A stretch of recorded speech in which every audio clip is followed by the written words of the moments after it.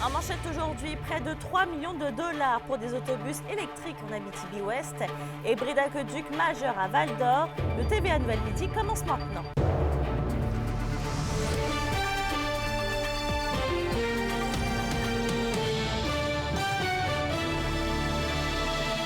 Bon midi tout le monde et bienvenue au TVA Nouvelle. Québec annonce près de 3 millions de dollars pour l'électrification du transport scolaire dans la MRC d'Abitibi-Ouest. Et Kimberly, ce montant va servir à financer 17 autobus pour l'entreprise de transport Clément Bégin. Exactement, Mélissa. C'est ce qui a été annoncé aujourd'hui par la députée d'Abitibi-Ouest, Suzanne Blais, au nom de la ministre des Transports et de la Mobilité durable, Geneviève Guilbeault, ainsi que le ministre de l'Environnement, Benoît Charette, par voie de communiqué. Donc, cette mesure a pour objectif d'atteindre le taux d'électrification de 65 % d'ici 2030, comme indiqué dans le plan pour une économie verte. La députée d'Abitibi-Ouest affirme que l'électrification du transport scolaire, oui, est une mesure essentielle à la transition énergétique. Elle confirme aussi que cette aide financière est un pas de plus vers une économie verte et prospère. Et Kimberly, cette action s'inscrit dans une nouvelle réglementation qui doit remplacer les autobus à essence en fin de vie par des modèles 100% électriques. Oui, Mélissa, rappelons que depuis le 31 octobre 2021, le programme d'électrification du transport scolaire a pour but justement d'accompagner financièrement les transporteurs scolaires dans cette transition. D'ailleurs, les autobus MAE vont aussi recevoir un bon montant pour financer quelques véhicules électriques, selon le cabinet de la députée d'Abitibi-Ouest, Suzanne Blais. Donc, je vous reviens avec plusieurs réactions face à cette annonce ce soir au bulletin de 18h. Merci, Kimberly. Au plaisir. La question du jour TVA, une présentation de Mobilier Bélan qui vous offre depuis plus de 50 ans un service de qualité et un grand choix de matelas mobilier électro au prix compétitif que vous recherchez. Et à la question du jour, on vous demande, est-ce que les mesures de Québec pour électrifier les transports sont suffisantes? Pour voter et commenter, rendez-vous au tvaabitibi.ca.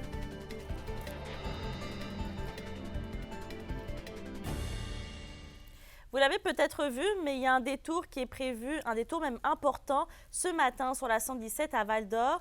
La 3e avenue Est est actuellement fermée à la hauteur de l'hôtel Forestel, et ça, c'est en raison d'un bris d'aqueduc. Le détour se fait via la rue des Panneaux et les équipes de la ville sont sur place pour effectuer les travaux. La fin des travaux est estimée à 18h et évidemment, des mises à jour seront faites selon l'évolution de la situation. Dans un autre dossier, c'est aujourd'hui que la cause de la communauté Anishinaabe de Lac-Barrière sera entendue devant la Cour supérieure du Québec. La Première Nation souhaite à l'avenir être consultée avant que le gouvernement du Québec pose un geste qui aura un impact sur leur environnement. En lien avec cette cause, une centaine d'acteurs du milieu ont signé et publié une lettre d'appui ce matin. Et on y indique vouloir soutenir la contestation judiciaire de la loi sur les mines du Québec et favoriser la communication avec les communautés autochtones. On passe en santé. La Fédération interprofessionnelle de la santé du Québec dénonce les récentes propositions du gouvernement Legault.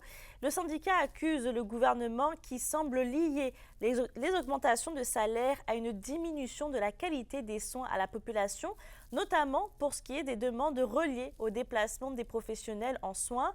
À l'heure actuelle, Québec offrirait 12,7% d'augmentation sur 5 ans. Et sur un autre sujet, après une année plutôt calme 2023 en matière de construction, plusieurs projets immobiliers devraient prochainement voir le jour à la ville de Val-d'Or. Explication de Kémilia Laliberté. Val-d'Or pourrait prochainement reprendre le dessus sur la pénurie de logements. Ça bouge, là. C'est mon bureau du service des permis d'inspection me dit qu'il y a des gens là, qui viennent là, puis qui posent des questions, qui ont des intérêts pour la construction. Avec un taux d'inoccupation qui était évalué à 0,4 % en octobre dernier, la Ville a dû trouver des solutions pour faciliter les constructions. On étudie tout ça, puis c'est pour ça qu'on travaille de façon positive là, dans des changements de zonage, dans des procédures d'accommodement. On a même notre directeur des services des permis d'inspection est dédié à la tâche de rencontrer ces promoteurs-là. Le projet domiciliaire des Deux-Lacs a d'ailleurs annoncé la vente d'un terrain de 250 000 pieds carrés à Construction Trem-Nord. Près de 120 logements pourront être érigés juste ici. On a dans notre projet des 3,5, des 4,5. L'objectif, c'est de commencer la construction tout de suite après les vacances de construction en mois de septembre, puis qu'on puisse être à l'intérieur pour les travaux, pour livrer les premières unités en 2025. Même si ces nouvelles constructions pourraient en quelque sorte apaiser la crise du logement qui sévit actuellement, les promoteurs et constructeurs s'entendent pour dire qu'ils ne sont qu'une partie de la solution. Bien, c'est sûr que je pense que la solution, c'est de construire au maximum. On le voit à Val-d'Or, il y a quand même quelques projets qui se font, dont celui-là qui est un projet majeur, là. Le secret, c'est pas compliqué, hein? On se cachera pas, c'est diminuer le taux d'inoccupation. Plusieurs autres projets domiciliaires sont également sur la table à dessein à la ville de Val-d'Or. On a fait des projets, le boulevard Forêt, comme j'ai déjà mentionné, va permettre la construction de 2 blocs de 100 logements. Alors, on a un gros projet, notre rue Giguère, là, qui, vous l'avez vu, il est bloqué parce qu'on veut commencer tôt au printemps pour y installer les services municipaux. Cette phase-là va quand même permettre la vente de 11 terrains de la part de la ville de Val-d'Or pour de la construction de 4 à 6 logements. Mais l'ajout de logements abordables demeure une priorité. Il y a une intention d'acheter un terrain qui permettrait à l'Office municipal d'habitation d'entreprendre un projet de construction pour des logements sociaux. On me dit, moi, à mon service des permis, que ça pourrait être 30 ou 40 logements. Kémilia La Liberté, RNC Nouvelles, à Val-d'Or. Le petit théâtre du Vieux-Noranda repart du 37e Gala Rideau avec le prix de la meilleure direction artistique dans la catégorie des 60 spectacles et moins. Rideau est un regroupement de centaines de salles d'art et de la scène à travers l'Amérique. L'organisation se dit très fière de ce prix. Pourquoi on a gagné ça? Je pense, tu sais, c'est ceux qui ont voté pour nous qui pourraient vous le dire, mais je pense qu'on a un bel équilibre entre des propositions professionnelles de qualité, des shows accessibles au niveau de la découverte. Ça fait 19 ans là, que je suis au petit théâtre. Puis, tu sais, j'ai vu les mentalités changer, mais pendant un certain temps, ce qui se passait dans les grandes villes puis ce qui se passait dans les régions, il y avait comme un clash, là, tu sais, on sentait du jugement et tout ça. Puis là, ben, on sent de moins en moins ça. Puis la preuve, c'est que nos pères nous donnent ce beau prix-là de direction artistique. Et avec une victoire convaincante de 5-1 dimanche à domicile, les Foreurs de Val-d'Or terminent leur week-end d'action du bon pied. Et Anthony, il se rapproche même d'une place en série. Oui, et Mélissa, là, dans la victoire, Xavier Sarrazin, Nathan Brisson et Nathan Barry, les Foreurs, se sont mérités respectivement la première, deuxième et troisième étoile de la rencontre. Et disons-le, c'est une victoire plus qu'importante pour les Foreurs qui luttent toujours pour une place en série. Ils occupent présentement la 18e et dernière place du classement général à 5 points d'une 16e place et donc d'un billet pour les séries. Et cette 16e place est occupée présentement par les Remparts de Québec, d'où l'importance d'un gain ce week-end. Un week-end qui avait d'ailleurs mal commencé vendredi alors que les Foreurs de Val-d'Or ont été blanchis 3-0 face aux Tigres de Victoriaville. Et du côté des Huskies, c'est le scénario plutôt inverse, Anthony, puisqu'ils ont obtenu leur laissez-passer pour la joute éliminatoire. Oui, tout à fait, Mélissa. Et avec 2 victoires en 2 matchs, les Huskies obtiennent officiellement leur place en série. C'est donc les Huskies, les Dracars, les Voltigeurs et les Moussettes et les Tigres, de Victoriaville qui ont leur laissez-passer pour la danse printanière. Donc, le résumé des matchs avec une victoire de 6-2 samedi soir. La Meute n'a laissé aucune réelle chance aux Remparts de Québec en visite dans la région. Louis-Philippe Fontaine des Huskies a mené les siens avec un tour du chapeau, ce qui lui a valu d'ailleurs la première étoile de la rencontre. Le même scénario s'était produit d'ailleurs vendredi soir alors que les hommes de Steve Hartley s'étaient imposés par la marque de 5-1 contre les mêmes Remparts.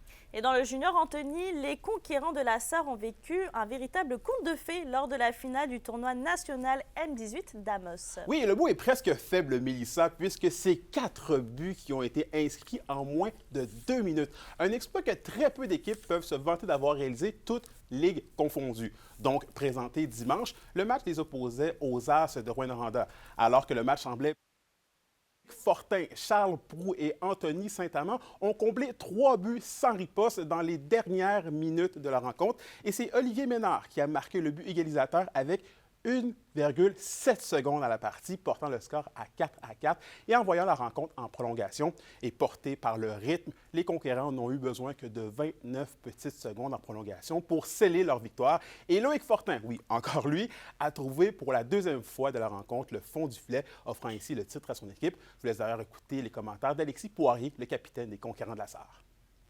Ah, c'était fou, là. Je me rappelle quand on a scoré le dernier but, là, le quatrième, là, le banc, là, tout le monde sautait, les partisans nous aidaient. On avait vraiment le momentum de la game, puis on avait un excellent feeling de gagner en prolongation. Là. C'est ma dernière année de hockey, puis je pense que je peux pas rêver mieux. Là. C'est incroyable. Hein. Et on termine, Anthony, avec les Forestiers d'Amos qui ont de bons résultats en 2 matchs sur la route contre le Rousseau Royal de Laval-Montréal. Oui, tout à fait, Mélissa. D'abord, samedi, même en tirant de l'arrière 2-0 en deuxième période, bien, les hommes de Chandelanoux ont été convaincants et se sont sauvés avec une victoire de 4-2. Et avec 2 buts, Isaac Paré, oui, des Forestiers, s'est mérité la première étoile de la rencontre. Et de retour à l'action dimanche, la troupe amassoise s'est imposée par la marque de 2-1. Donc, Mélissa, je termine en vous rappelant que le prochain match des Foreurs et des Huskies sera un duel de la 117. La partie sera présentée jeudi soir à 19h au centre Agnico-Eagle. Merci, Anthony. Je vous en prie. Et à la météo aujourd'hui, le soleil devrait se montrer normalement encore un peu. Il y aura une alternance de soleil et de nuages sur tous les secteurs avec un 30% de probabilité d'averse de neige tôt cet après-midi en Abitibi. Il va faire un maximum autour de moins 13 degrés. Et pour ce soir et cette nuit, ce sera dégagé au nord et au sud. On aura quelques nuages. On s'attend à un minimum de moins 26 et moins 24 degrés. Sur ce, merci d'avoir été avec nous ce midi. Je vous retrouve ce soir à 17h58 au bulletin de 18h. Sur ce, je vous souhaite de passer une bonne journée et à tout à l'heure.